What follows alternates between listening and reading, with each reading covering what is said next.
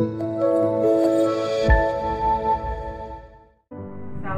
selamat pagi, salam sejahtera untuk kita semua. Puji Tuhan, kita berjumpa kembali dalam sarapan rohani Galang Ninggiang Abian Basi, Rabu 30 Maret 2022. Sebelum kita mendengarkan dan merenungkan firman Tuhan, mari kita datang kepada Tuhan di dalam doa. Mari kita berdoa. Tuhan Allah Bapa kami yang ada di dalam kerajaan surga yang mulia, pada pagi hari yang indah ini ya Tuhan, kami datang menghadap hadirat-Mu yang kudus. Kami bersyukur atas kasih dan pemeliharaan Tuhan di dalam kehidupan kami. Semalam kami boleh lalui dengan baik, itu semua oleh karena kasih dan kemurahan Tuhan di dalam kehidupan kami. Dan pada pagi hari ini ya Tuhan, kami hendak mendengarkan dan merenungkan akan kebenaran firman-Mu. Kami mengundang biarlah kuasa Roh-Mu yang kudus hadir di dalam persekutuan kami pada pagi hari ini. Bapa di surga, biarlah apa yang kami dengarkan, apa yang kami renungkan pada pagi hari ini dapat kami lakukan di dalam kehidupan kami setiap hari. Berfirmanlah ya Tuhan, di dalam nama Tuhan Yesus kami berdoa. Amin. Renungan pada pagi hari ini terambil dari dua ayat firman Tuhan. Yang pertama di dalam Nehemia 13 ayat 2 yang demikian firman-Nya. Allah kami mengubah kutuk itu menjadi berkat. Kemudian di dalam 2 Korintus 5 ayat 19, Allah mendamaikan dunia dengan dirinya oleh Kristus dengan tidak memperhitungkan pelanggaran mereka. Ia telah mempercayakan berita pendamaian itu kepada kami. Tema firman Tuhan pada pagi hari ini adalah Allah mengubah kutuk menjadi berkat. Bapak Ibu yang dikasihi Tuhan, bacaan yang pertama Nehemia 13 ayat 2. Allah kami mengubah kutuk itu menjadi berkat. Sejak manusia jatuh ke dalam dosa, mereka mengalami pelbagai keretakan hubungan. Relasi dengan sesama menjadi rusak. Adam menyalahkan Hawa. Alam tidak lagi bersahabat seperti sedia kala. Hubungan manusia dengan Allah mengalami kerusakan, dan manusia diusir dari Taman Eden. Sebagai seteru Allah, manusia terus-menerus menentang dan menjauhkan diri dari Allah.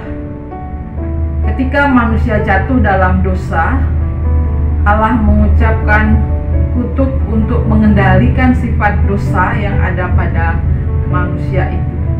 Ini dapat dilihat di dalam Kejadian 3 ayat 16 sampai 19 dan Kejadian 5 ayat 29.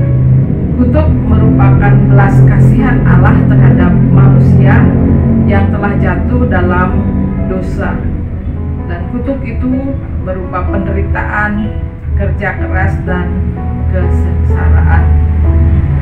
Semua kutuk dosa telah ditebus oleh Yesus Kristus yang telah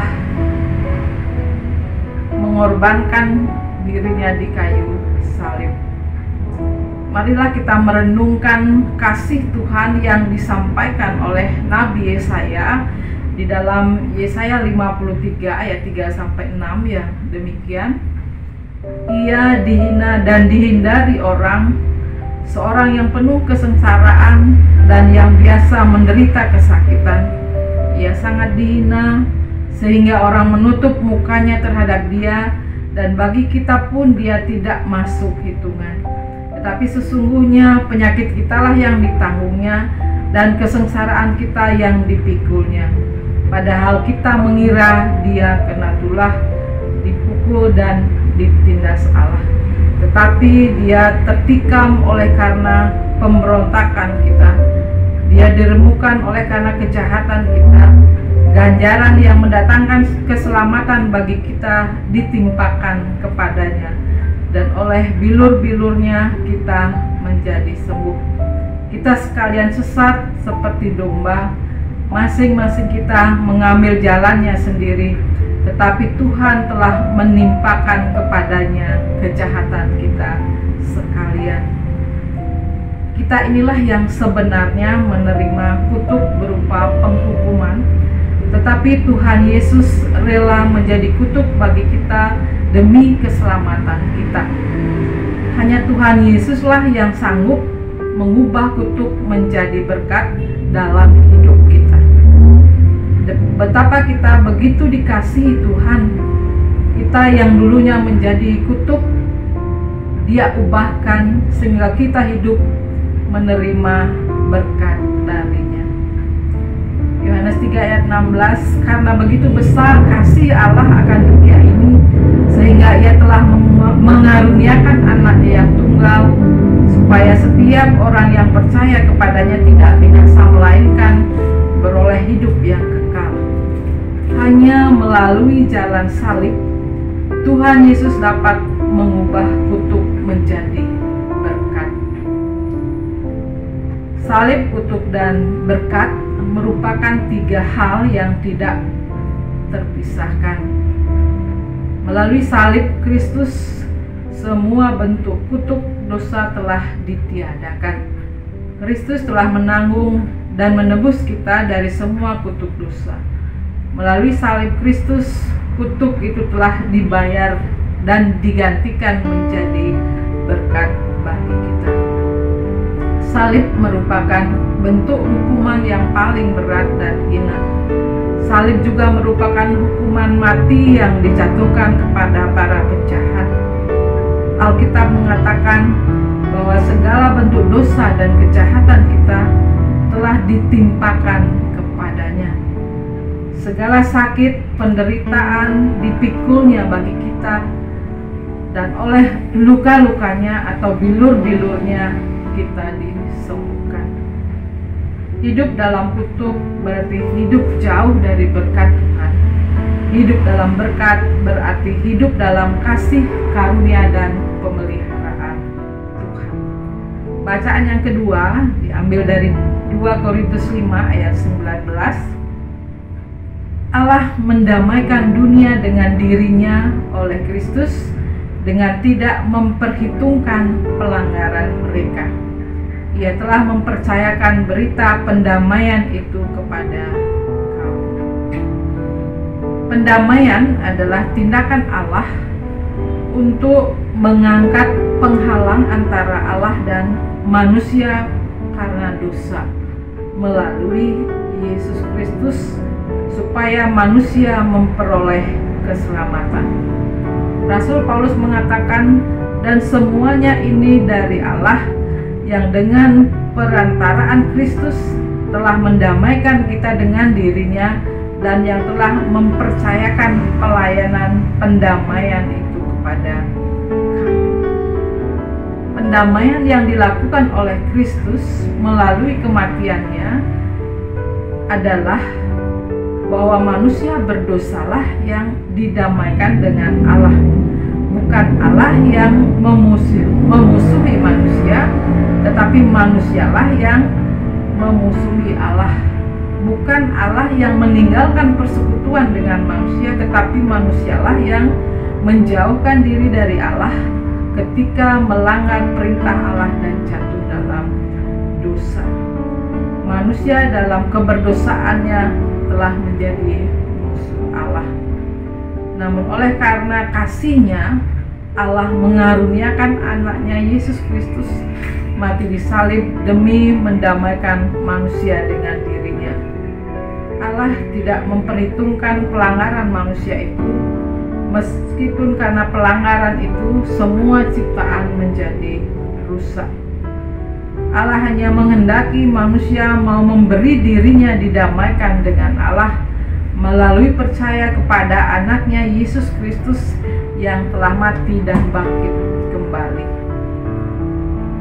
Inilah kabar baik untuk kita semua. Kita telah menyambut kabar baik itu ketika kita dengan sadar bertobat dan mempercayakan diri kepada Tuhan Yesus Kristus untuk selamanya. Kita diselamatkan, dosa kita diampuni, dan Allah mengaruniakan Roh Kudus tinggal di dalam hidup kita. Roh itu menghasilkan damai sejahtera sehingga kita juga dimampukan untuk berdamai dengan orang lain. Kita yang sudah diselamatkan dari kutuk dosa harus menyampaikan anugerah keselamatan itu kepada dunia dengan memberitakan kabar baik dan dalam nama Yesus Kristus memberi dirinya didamaikan dengan Allah.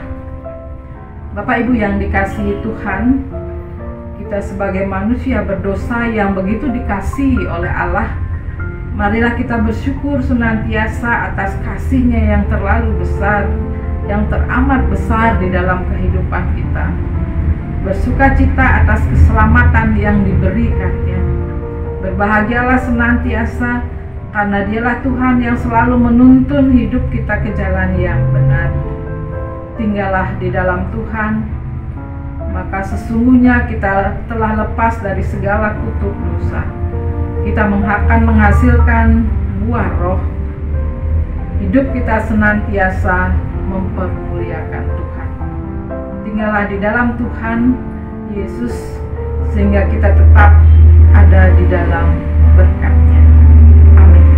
Mari kita mengamini dan kan firman Tuhan pada pagi hari ini dengan bersama-sama kita datang kepada Tuhan di dalam doa. Mari kita berdoa. Bapa di surga, terima kasih atas firman-Mu yang boleh kami dengar pada pagi hari ini, yang mengajarkan kepada kami untuk senantiasa bersyukur atas kasih-Mu yang begitu besar di dalam kehidupan kami, yang telah membebaskan kami dari segala hukuman dosa. Terima kasih atas keselamatan yang telah Engkau berikan. Biarlah kuasa Roh-Mu yang kudus memampukan kami untuk melakukan kebenaran firman-Mu. Pada pagi hari ini kami membawa dalam doa segala pergumulan yang kami hadapi, baik pergumulan sakit penyakit, masalah ekonomi, masalah dalam kehidupan berumah tangga. Ulurkanlah tangan pengasihan-Mu ya Tuhan, berilah kesembuhan bagi saudara-saudara kami yang ada dalam keadaan sakit.